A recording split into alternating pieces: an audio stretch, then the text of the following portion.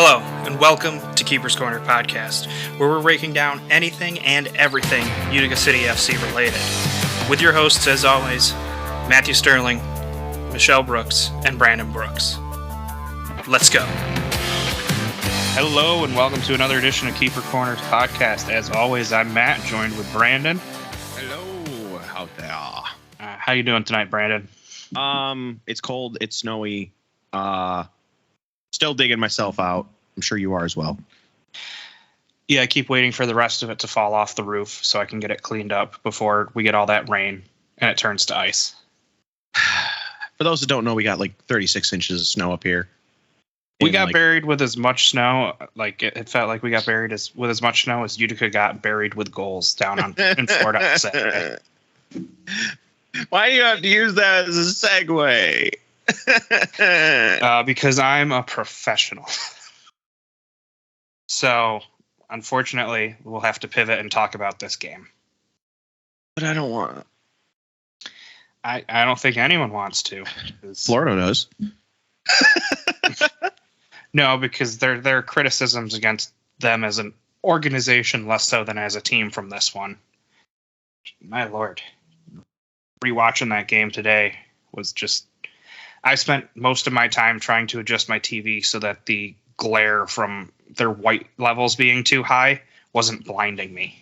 Yeah, that broadcast, no offense, but that was not watchable. It was barely watchable. Then they had to cancel it in the middle of it and try to reboot, and yeah. And they didn't have the sideline set up so that you could actually challenge plays. That really bothers me. Yeah, it kind of feels like if you're not ready to play the game, you don't play the game until everything's ready. No.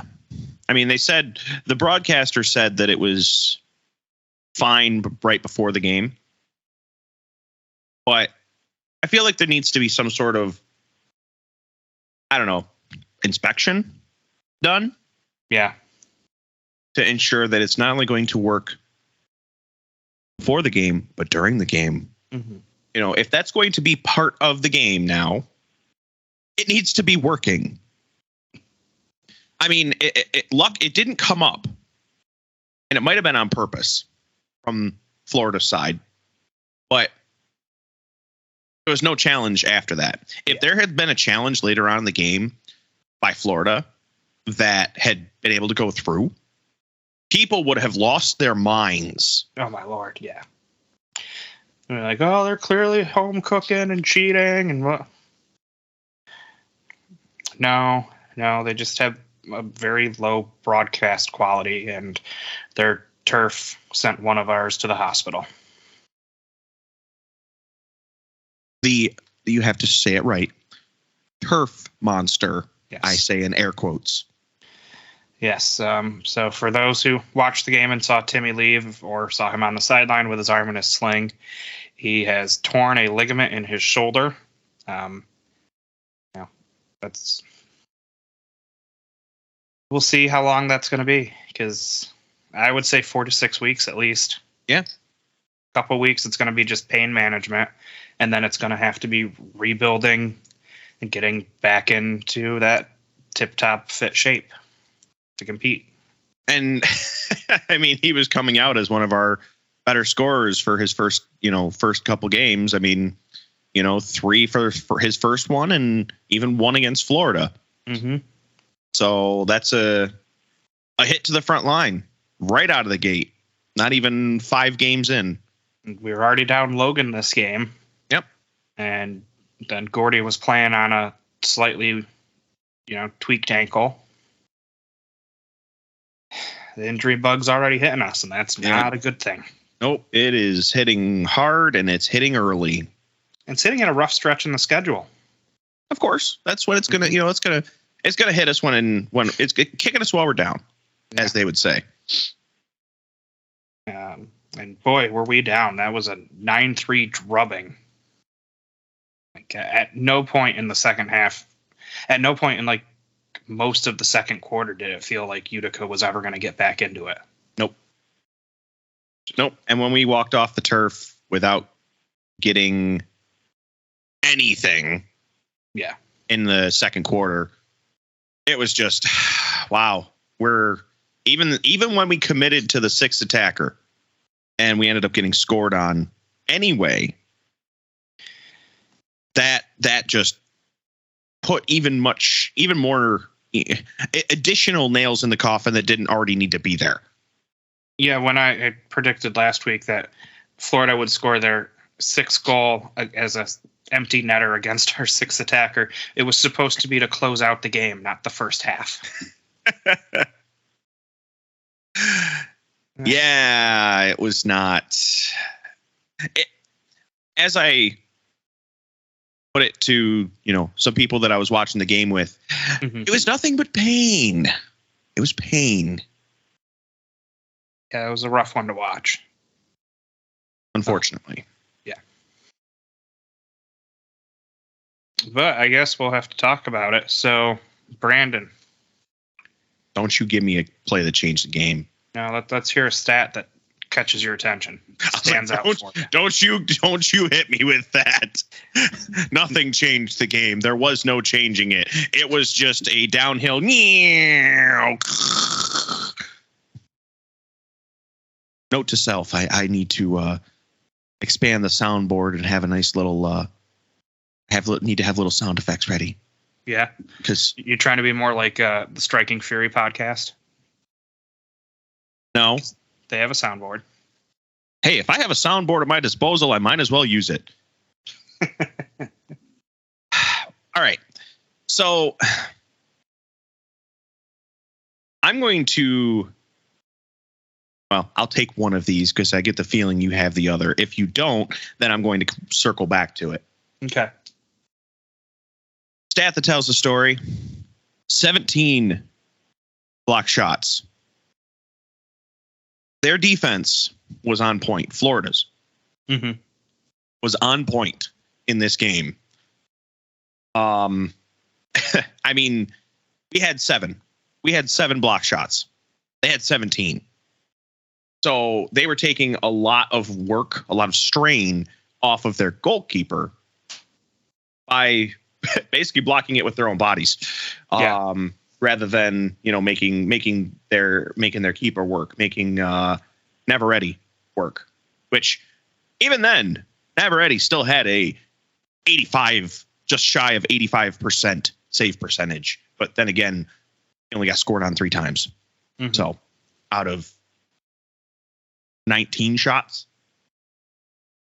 So you figure 17 shots were blocked by the defense. So the defense was just, they were stepping up their game. They played very well, unfortunately for us. And they blocked shots and it, sent it away from the goal. We had 2 or 3 that deflected off of a defender and then ended up in the back of the net against us. Yeah. Yeah. And I mean, one of them was basically, if I remember correctly, one of them was an own goal. Yeah. You think of the one that went off of Bo's foot? No. Who was it? Because that was the first big deflected one that stood out to me. Might have been I think it was the Reggett goal, the very last one. Oh, well, at that point. I know. At that point, the game's already over, but it still happened. And I'm pretty confident. I have to go back and review the footage, which I have not. I have not done because I am I haven't done it. I haven't done it. I'm sorry. I'm a failure. Can't help it. Well, here's what stood out to me for this one, stat-wise. What do you got? And it's starting to become a concerning trend because it's continuing from last year. Utica had 2 power plays. They failed to convert on either of them. They have now gone 1 for 7 on the season. The only team worse is Harrisburg, who's 0 for 4. On the opposite end of that, you conceded on a power play. Now, granted, this was the first time they've given up a power play goal this year. In 5 tries, so it was bound to happen eventually. But it hurts extra that you failed to claw anything out of those 2 power plays in your favor, gave one up. So it didn't even even out there. Mm-hmm. And the first one came literally 7 seconds after Florida went up 3-1, and a goal there cuts it back to 3-2, and you're still, neck and neck with them. Yeah. Yeah, I have noticed that, that is definitely creeped back in. We're looking good for a little bit. We were actually converting on power plays, which was very refreshing to see. And then all of a sudden, we just weren't. All of a sudden, we just aren't doing it anymore. Mm-hmm. We're playing with it. We're basically just passing it back and forth, back and forth, back and forth, back and forth. I understand setting up. But once you're set up, you need to do something with it. You need to take the risks, take the shots. If you don't, you're going to miss 100% of the shots that you don't take, as the old saying goes. And yeah, that was Michael Jordan's quote, or was that Michael Scott's quote? Which one are you quoting there? Let's go with yes.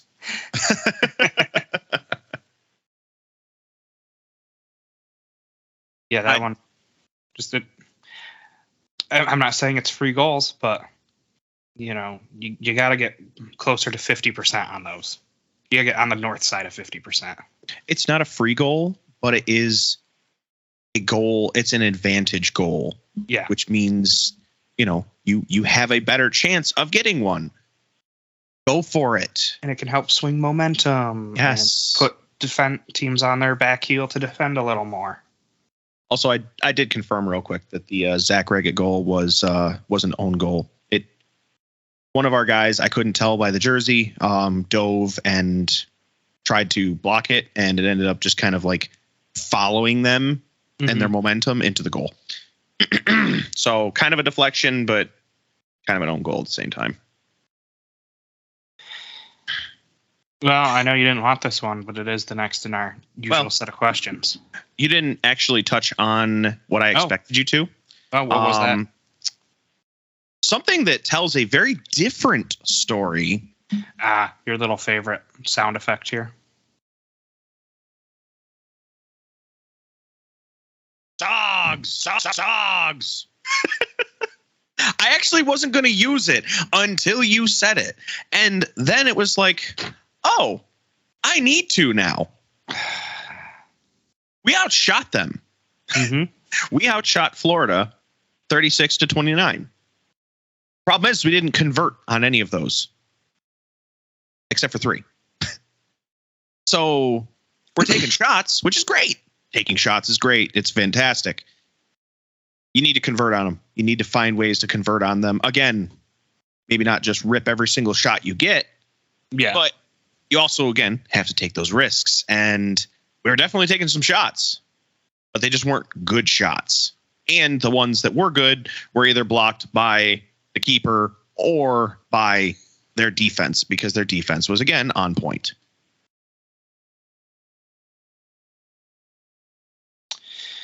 Yeah, it's been, it looks like it's one of those where if Utica converts at the rate that they had against Harrisburg and Baltimore, we're hanging with this team. Mm-hmm. But I don't know, maybe it was the travel around all the expected sleet and power outages and everything, and the boys just left their finishing shoes in central New York, but that is how it felt. They're going to have to bring them for the Wednesday game coming up. I hope they do. I really do. You're going to make me talk about the other thing, aren't you? You're going to make me do it. Yeah.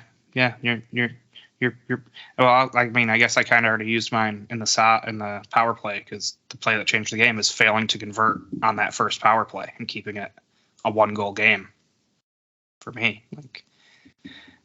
Because once they went up 3-1, they scored 3 more unanswered goals right there. Yeah. After that was 5 unanswered goals in a row. just got buried.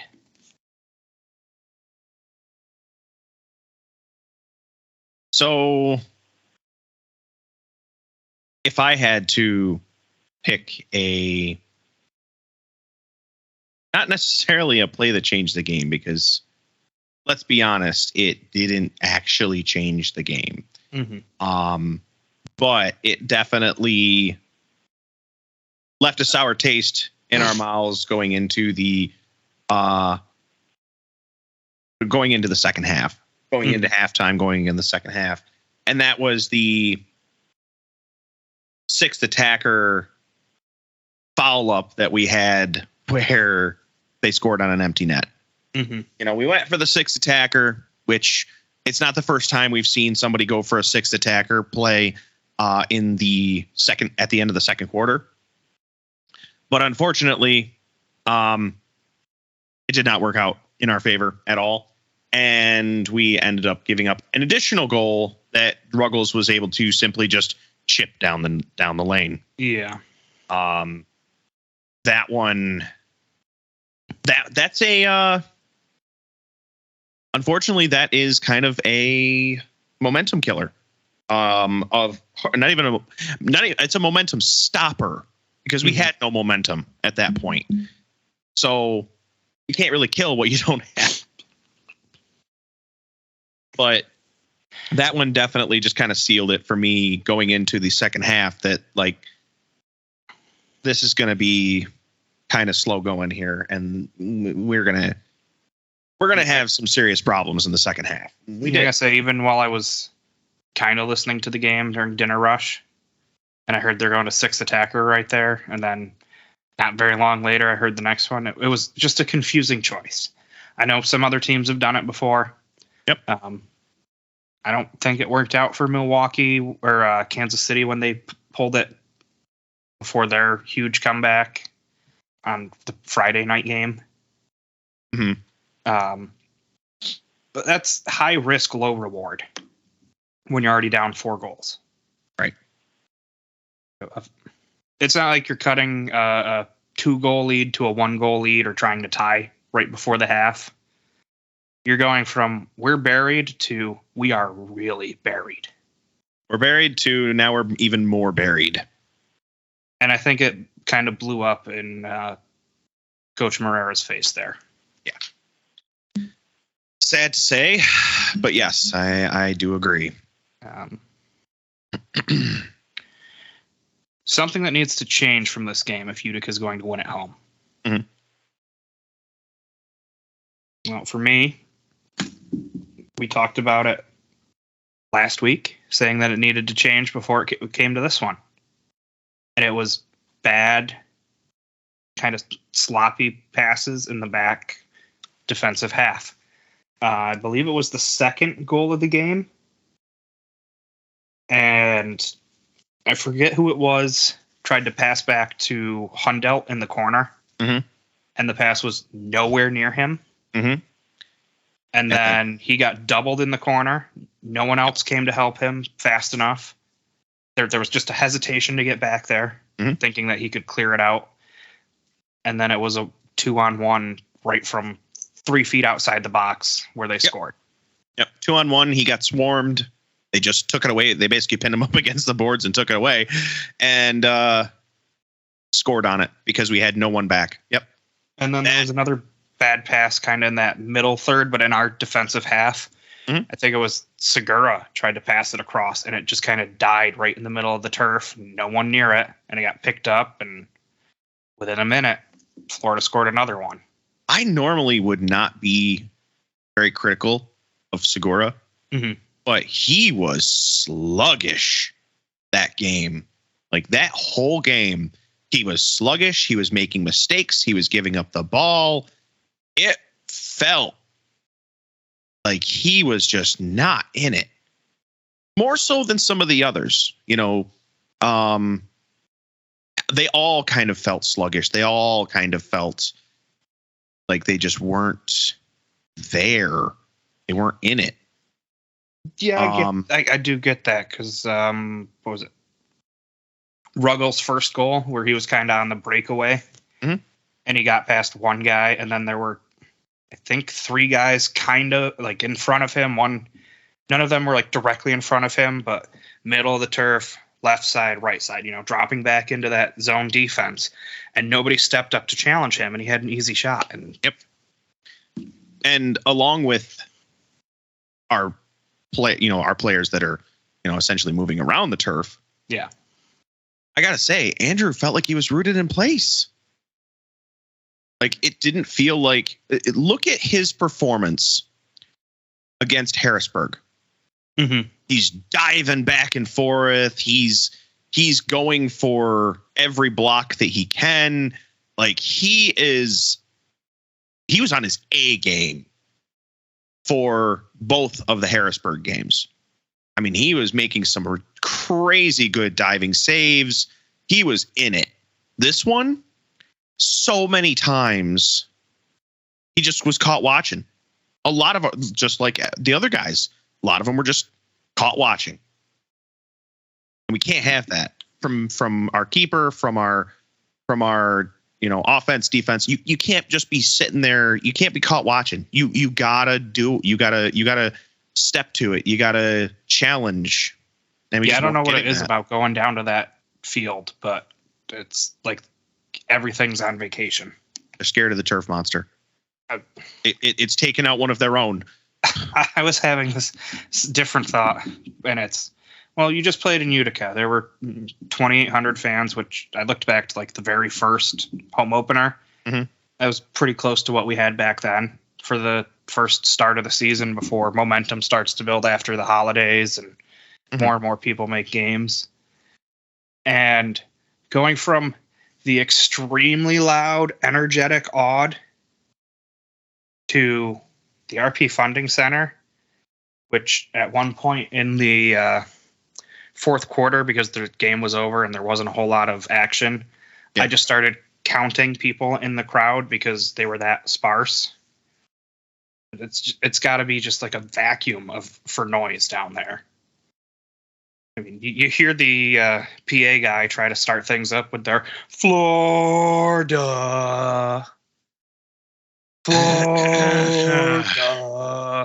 Mm-hmm. And it doesn't get anything. Like it feels like it sucks the life out of the game. Mm-hmm. Yeah, there was not really. Like, kudos to the Tropics for being able to play in that environment where, yeah, you got fans there, but it's kind of like going to the at the time the Fury game last year. Mm-hmm. It was kind of like watching a pickup game at the rec center. You got a few fans there. They're not that loud. And I know the supporter group will, if they from Florida happens to hear any of this, will have something to say on Twitter because we have a fun little back and forth from time to time. They will hurt you. Yeah, Swan City. But I don't know, maybe it's just on the broadcast. It seems just like a lot of dead air. Yeah, it very well could just be the broadcast. I mean, we've already talked about enough problems with the broadcast. So, I mean, It is very possible that that's all it is. But we have to go on what we see, and that's what we see, and that's what we hear. And we can see it again right now in their game with Baltimore. Yeah, which, and so far they're still tied, like you wanted. Yeah, I would like them to both lose. That would be wonderful. Yeah, I feel like that's going to be impossible. It's going to be a real tough one to do. I don't know. Right now it's 0-0 in the second quarter. They could, both lose. Are the refs going to just score? Are the refs just going to take the ball and just kick it into one goal apiece, and that's going to count as referee goals? Maybe. I mean, it's not like they can go to instant replay down there to challenge it. Ooh, okay, buddy. Well, maybe tonight they can. I don't know. I've got everything muted. Can't. Oh, but you're talking in that chat. I saw you. Yeah. We paused for a minute, so. Sitting here recording a podcast, and this man's talking in the chat. Multitasking. Uh-oh. Moy's getting walked off the field. I mean, what? We're not watching the game. Eh. All right. It's going to be tough for this last one. What's a positive we can take out of this game before we face them at home? We took a lot of shots. At least we know we can actually take a lot of shots and, have them apparently be on target, just they all get blocked. So maybe against a different team that doesn't have as good of a defense, who knows? Maybe a lot more of those were converted. But you're not going to do that against Florida. Yeah. As much as I'm not his biggest fan, I do agree with what was on the broadcast. And that is Ruggles is really good on defense. Yes. Like, we may not like him just because he prevents a lot of our goals, but he is very good on defense. And it shows. It shows a lot. So, when you're dealing with someone like him, you're going to get your shots blocked. Now, he wasn't, I don't believe he didn't even have the most blocks. That actually went to Rafa Alves with 5. But, Alves had a phenomenal game defensively. Yeah, no, they did.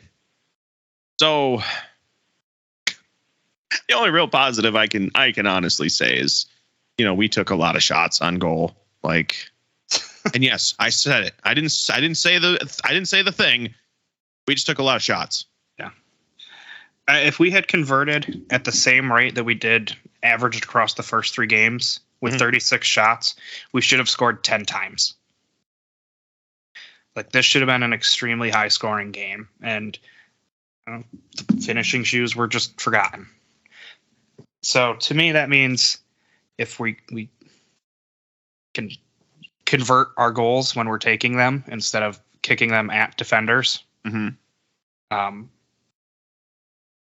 we can run with this team, especially at home where the crowd can uplift the guys and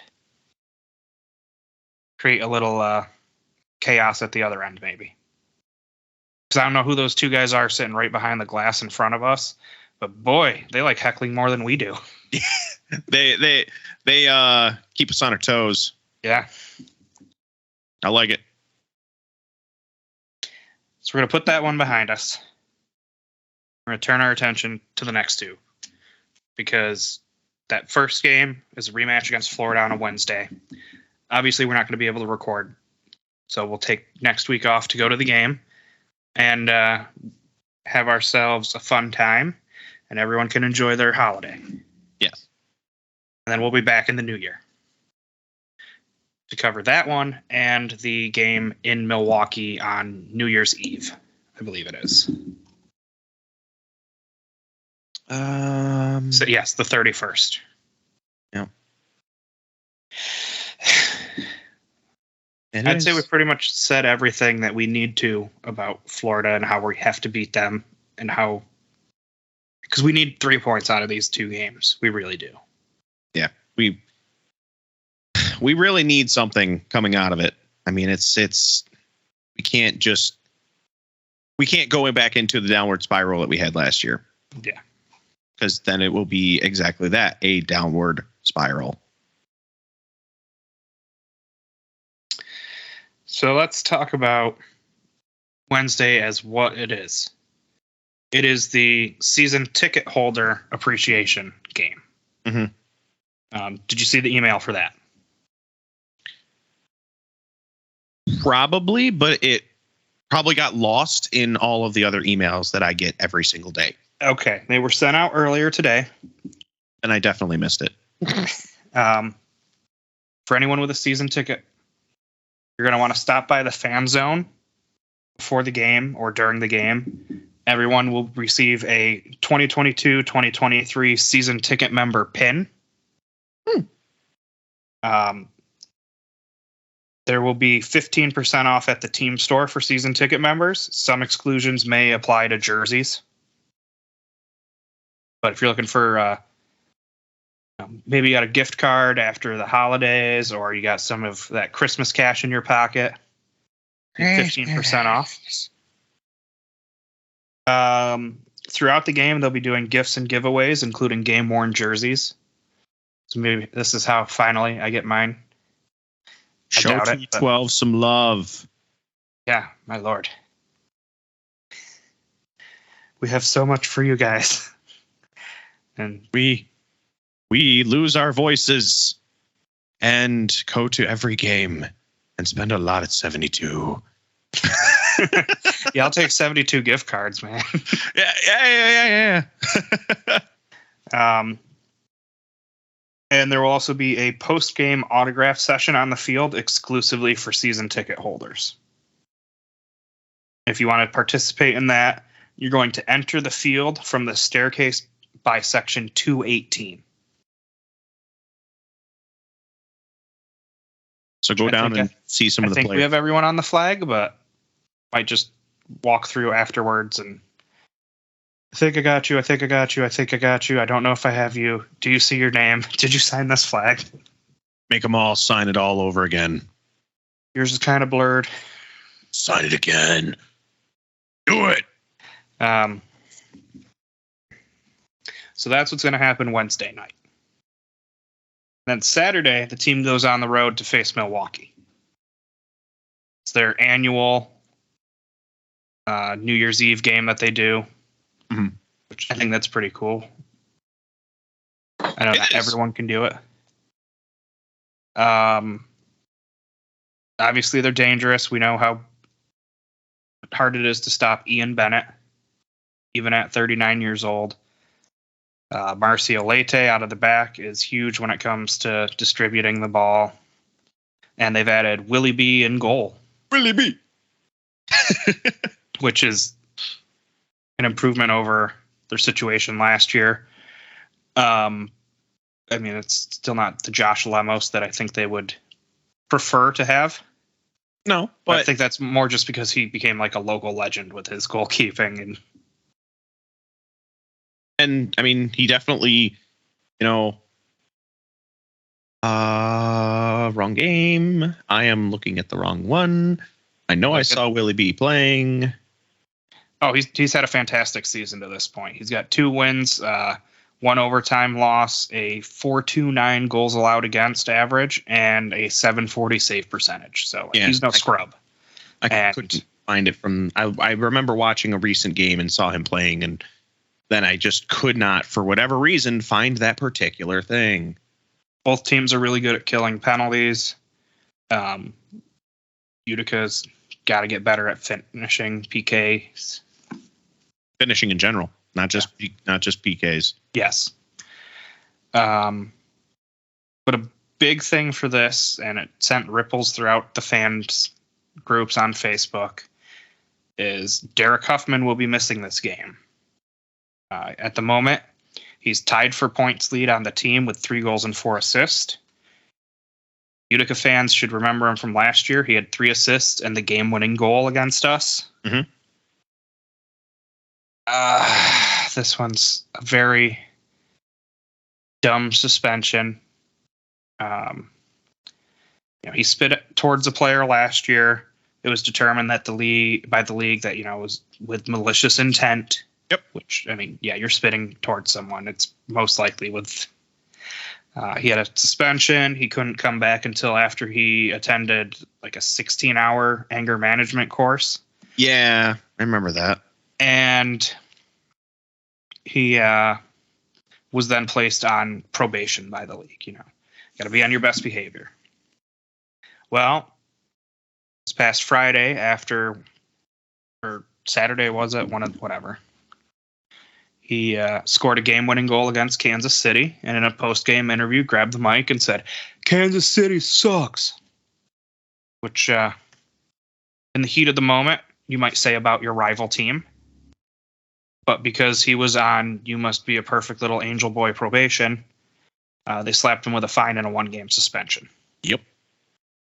Under normal circumstances, yeah, I mean, if you want to get him for poorly representing the league, give him a fine, makes sense. but that probation has to play in. So it's unfortunate for Milwaukee. It might be a lucky break for Utica.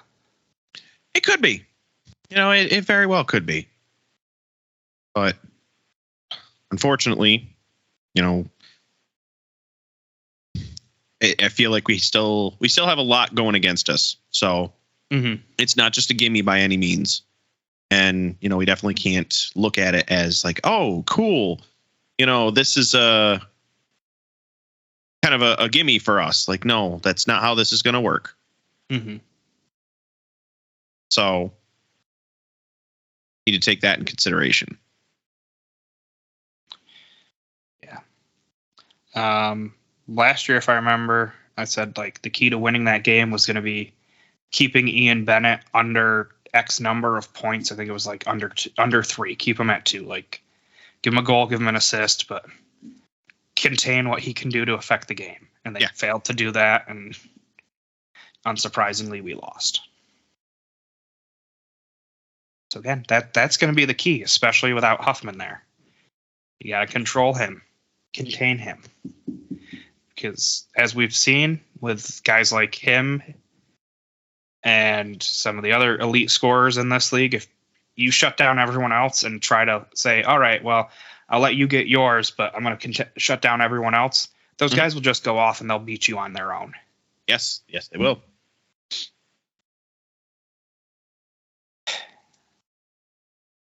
So, 2 games. I get predictions for both. How you feeling about the rematch at home? I'm not feeling great about it.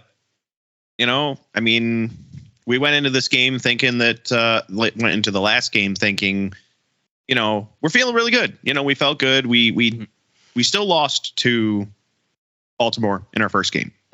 I'm sorry. Yeah, that was our first game. We still lost to Baltimore like we did last year, but it was nowhere near as bad as last year. Yeah. We put up a really good fight, and we came into the first game against Florida and got completely decimated against a team that I was really hoping we were going to at least put up a good fight. I didn't expect us to win. I mean, as I predicted, we lost, but it was not by the margin that I expected. Yeah, that was not as close as either one of us were hoping or expecting. So going into this one, there is a big difference, and that's that it's in the odd. No field difference, obviously. It's not like going to Baltimore or any of the smaller fields. But it is a different climate. It is a different atmosphere in there. And see, the thing is, though, as much as Utica's players feed off of that, Florida's feed off of the negativity. Specifically, Ruggles seems to. Yep. That is actually exactly who I was thinking about when I was saying that, is that they will feed off the negativity and use it against us. So because of that, I still think this one's a loss. I'm even before all of those factors, I still think this one's going to be a loss. I would like to see it closer. I would like us to not let them almost get double digits. I would also like to see it at least be within 3. I'll go 8-5. Still Florida, but I'm going to go 8-5. Okay. I want to see. I don't care if we win. I want to see improvement. That's what we need. We need improvement. We need positive motion, not going deeper in the weeds. So we got to have that.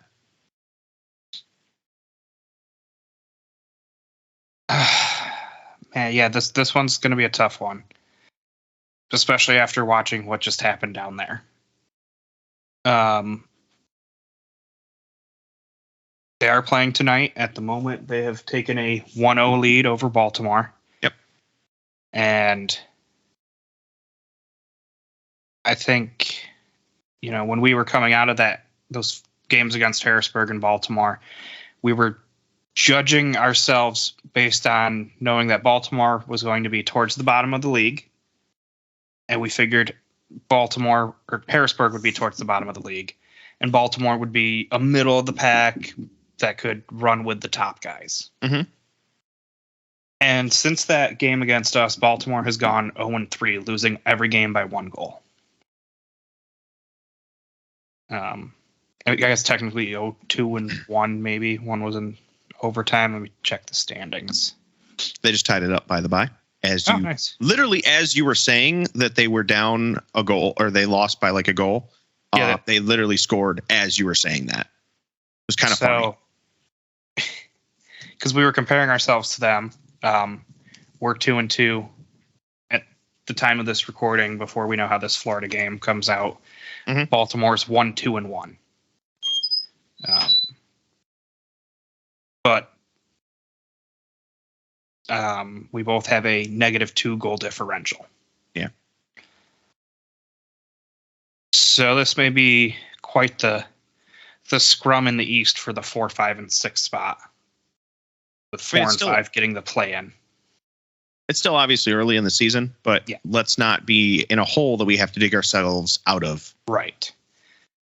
I mean, Florida shot basically the same percentage against us as they did against Baltimore in that first game. Mm-hmm. Like, they went 9 for 26 against us, and what was it, 6 or 7? 7 for 28 against Baltimore. So if we're going to beat them, it's going to have to be because our offense beats them. Which, if we finish like we were against Harrisburg and Baltimore, well, yeah, our offense can do that. I don't think our offense can. Not against the better defending that we're going to see from Florida than we are those other 2 teams. Mm-hmm. I do hate to say it. I think this is a loss at home because I'd really love to defend the turf. Have something like what we saw the first season, a 9-3 home record. Yeah. I would definitely like to, losses at home hurt just that much more. Yeah. I'm going to say 8-4. Not that our offense can't open things up and get things going. We've seen what happens when they just get on a run. Yep. Yes, we have. But it's going to be about quick strike. If Utica can get up 2-0 early, we stand a pretty good chance. Yes, we can run with these guys. Our defense is still really... we don't know what Logan's status is going to be.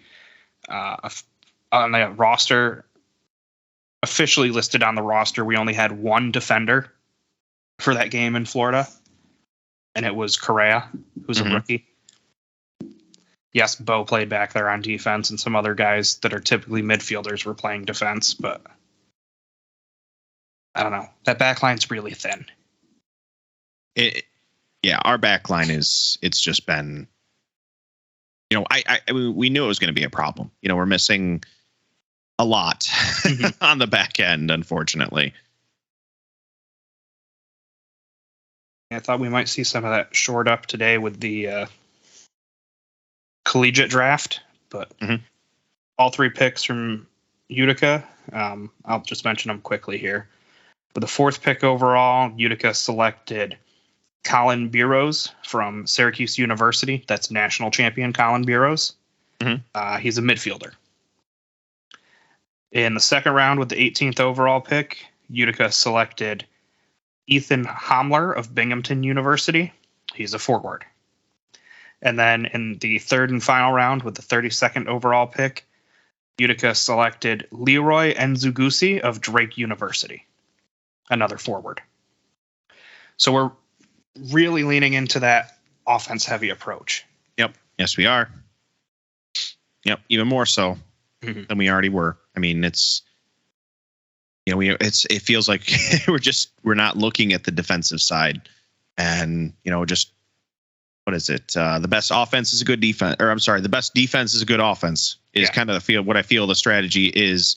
The problem is as we've seen so far, we're still not that great at capitalizing and actually getting those goals in order to bury them with the goals that, you and I have already talked about.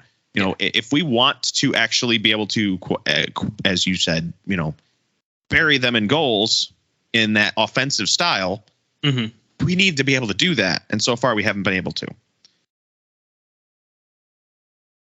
Yeah. So that means that we need to have a defense a good defense in order to be able to still push back advances on our goal.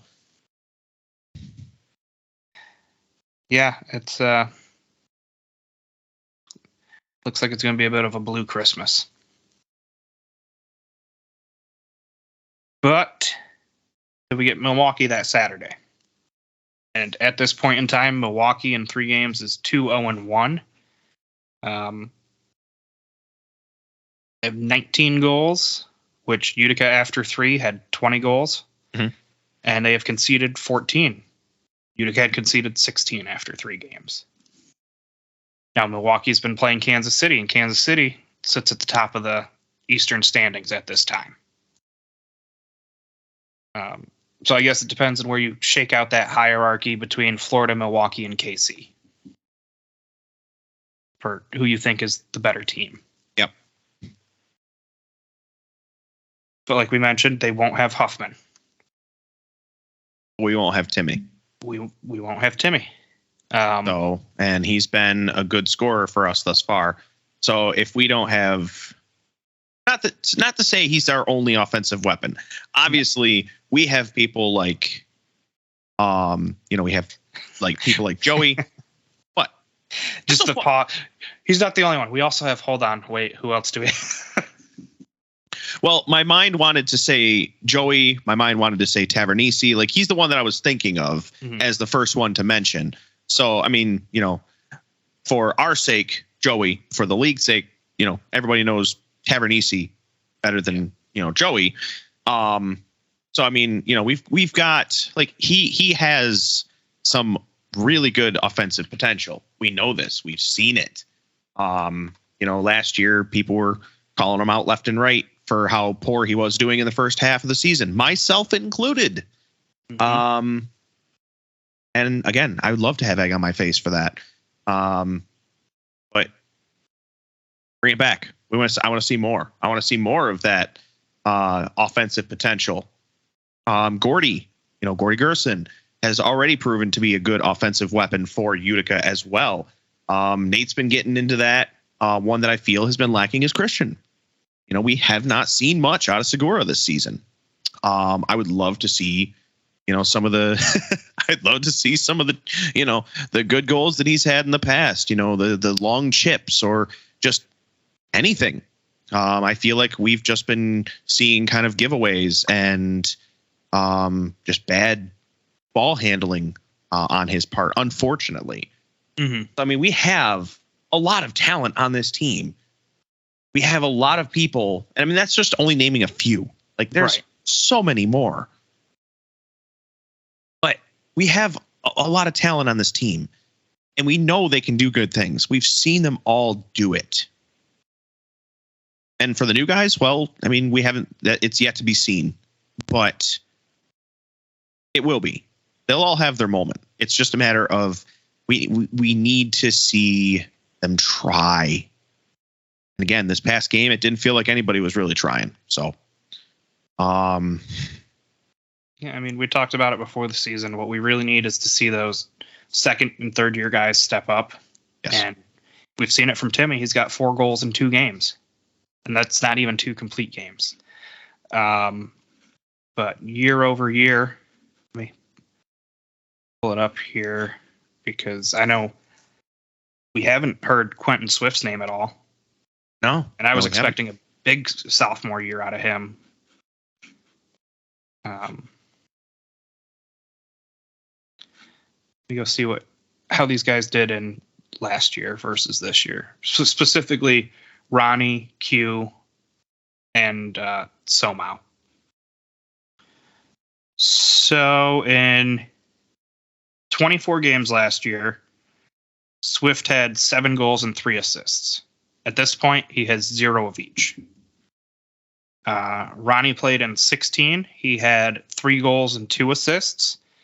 He's got a goal. I thought he was going to have another one this past game, just couldn't put it away. Same. Somau had 2 goals last year. He has 1 assist this year. Somau's got some good footwork this year. Like, he is much improved. He was good. He was pretty good last season. He's improved even more this season. Mm-hmm.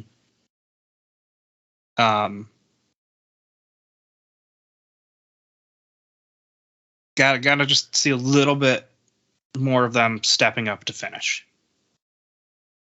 You got to take that role as yeah, it's your second, third shift, but you still gotta take that next step. Mm-hmm. And with Timmy out and Logan out and Gordy on a bum ankle, this is where we need to see it the most. Yep. Depth in the roster. We got to see it. I'll say this. The rookies have looked pretty good in Andrade De Andrade and Fernandez. Mm-hmm. I thought Nilton was going to have 1 or 2 down there in Florida. Get a couple good looks. Although I still don't know what it is with these teams announcers not getting names right. Maybe it was just the audio coming through, but it kept sounding like he was calling him Andre. I'm pretty sure he did at least once. And then I heard Andrade, and I'm like, no, that's he's not a phone. Andrade. Yeah, that Milwaukee game, I think it's going to be closer. I will give Milwaukee the edge. I think it goes overtime. I'm going to say 7-6 in overtime. But it's overtime, so it could go either way. Overtime. I think we get out of there with at least a point. Okay. All right. I wasn't thinking overtime initially. It kind of made me think overtime as an appealing option. But I will, for the sake of argument, not go with that. I was actually thinking a low score. Okay. Even though it's not we're not a defensive team right now. But if they have, say, like Willie B in the back of the net, you know, he's played against us plenty. Well, I mean, all these guys have really played against each other a bunch at this point, except for the rookies, obviously. I was thinking 4-3. Okay. You know, because yes, we might take a lot of shots on goal. But we, you know, again, as of this game, we weren't able to capitalize on a ton of them. Mm-hmm. So we can get a bunch of them in near it, but we might not be able to get a lot of them in unless we change something and, you know, work on that. Mm-hmm. But I'm hoping that we can also keep them low as well. And so that's why I'm saying 4-3 Utica. Okay. I guess one last thing here, and then we'll wrap it up, because we do this every year for Christmas. If you could have one thing under your Christmas tree from Santa Tommy Tanner to bring to Utica, what would it be? A visa. A visa for Darren Toby. A visa for Darren Toby. I don't want any other player. I don't want anyone else. I want Defender of the Year from a couple years ago, Darren Toby. That's who I want on the field. Make it happen, please. That's what I would want out of anything. I would want him back on the field. I miss seeing Toby on the field because we honestly felt so much more confident with him in the back. Yeah, that would be huge. I don't know if you can work any magic against the U.S. government unless it's dark magic, and I don't know if Santa dabbles in the arcane. Borrow Krampus here. Come on. No, Krampus only takes kids to the underworld. He doesn't give anything. Listen, don't dash my hopes, okay? Why what do you want for Christmas? Huh? I'm also going in the defensive idea, but I think we have a couple teams that we know are not looking the best already early, that have some veteran defenders, teams like Tacoma and Dallas, that have guys like Cody Ellis or Corey Keats or Caceres that are all career defenders that might become available via trade, especially now that we have draft picks that we can trade for future years. Yep, true. Or potentially, I mean, I know they have a fantastic roster, but it is extremely deep, and who knows how players for like the Empire Strikers or the Empire Jets, their M2 team, or Soccer's 2, that are MASL ready but are buried on the depth chart just because of how deep those teams are. Right. Who could also be available for a rental fee. But we got to get a couple guys on that back line that can just tidy things up. Because we can't have Bo on the field all the time as a defender. Yeah. I would really like to see him back on offense if at all possible.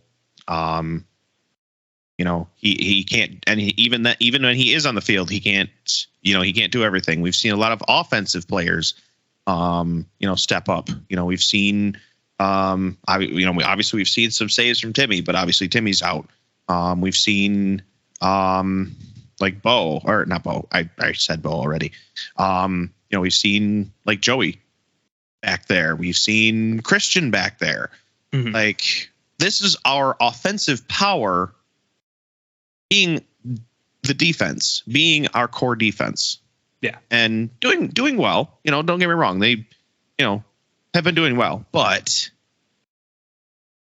having some guys that are a little bit more locked down in that back third with their heels against the boards.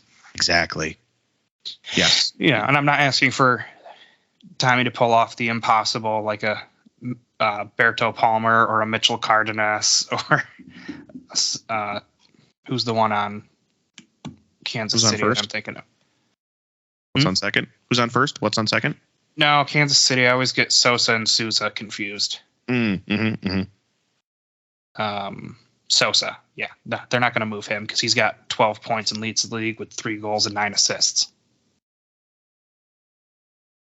But John, I'm not asking for that quality player. Yeah. I understand. Just someone that can help tidy things up back there. And, teach the new guy. Whip him into shape. Yeah, get Correa a little more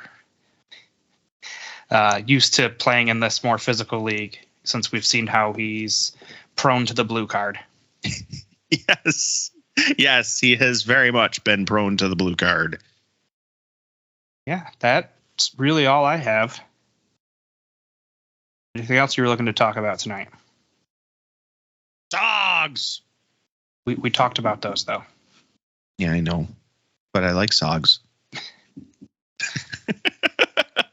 Look, I'd love to come away with the upset on home. We did it last year against Florida towards the end of the season.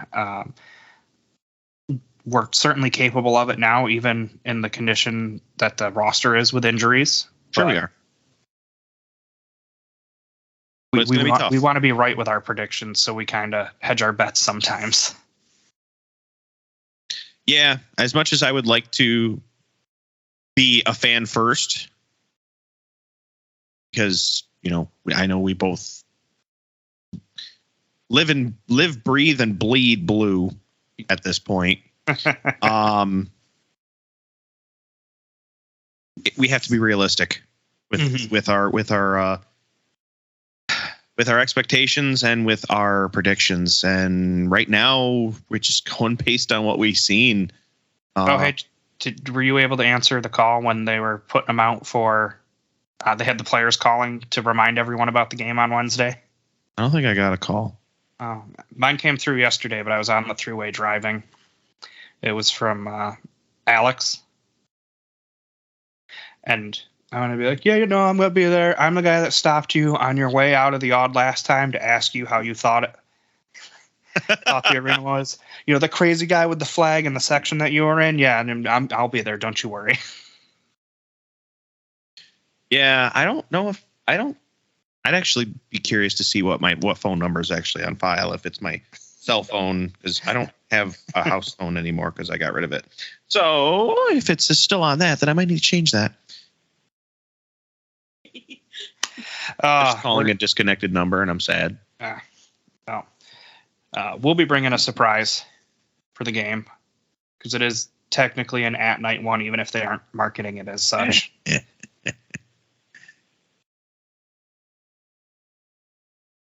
Yeah, that'll be fun. Yeah, we're going to bring the boom. The boom!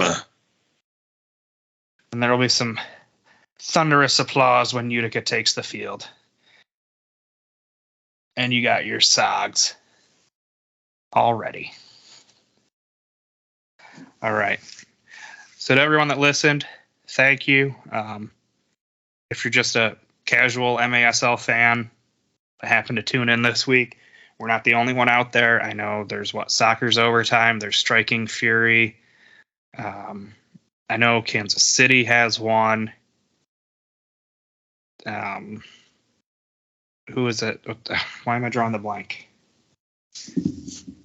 There's a whole bunch of them out there. There's all sorts of podcasts. So there's the MASL Mondays put out by the league. Yeah. There's plenty of content. You're not lacking. No, and we appreciate you taking time to listen to our nonsense. Because sometimes it is a lot of nonsense. It's whenever I talk. I mean, most of what I say is. Or is it? You're more objective. I just say whatever comes to mind. You just you're more on point. I can be. I can also just run away on a different train, and then all of a sudden we're trying to remember where we were. We're just off kind of like now where we were trying to close things up. Yeah. Yep. That's exactly what this is. Nothing like going off on a tangent. To end things. Yep. I guess it's better than going off on a sine or a cosine. I'm leaving. Goodbye. Math jokes. Thank you for listening.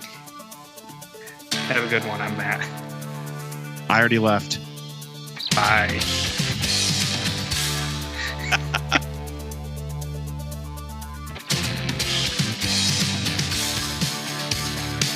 Hey everyone, thanks for listening to the Keeper's Corner podcast. Be sure to subscribe wherever you listen to us so you never miss an episode. If that podcast app also has reviews, be sure to leave us 5 stars to let us know how we're doing and reach a larger audience. It really helps us out. You can find us on Twitter, Facebook, and Instagram at Keeper Corners Pod. And you can always find us there talking UCFC soccer. Thanks again for the support. It's truly appreciated. One last thing. Go Utica.